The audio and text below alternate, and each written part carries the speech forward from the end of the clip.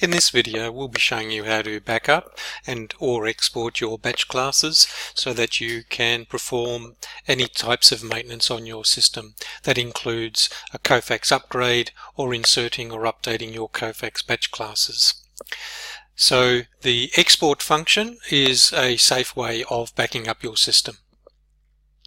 First thing we do is click Start, All Programs, and find your Kofax Capture application and look for the administration program. Once you've launched the administration program, you'll be presented with all the batch classes your system currently contains.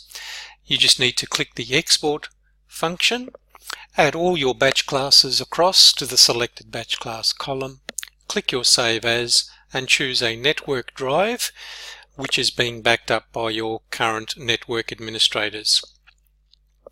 Choose a unique name, so in the event that you need to restore, you've got something that makes sense in regards to referring back to a previous backup. Click the Save button and click the Export button.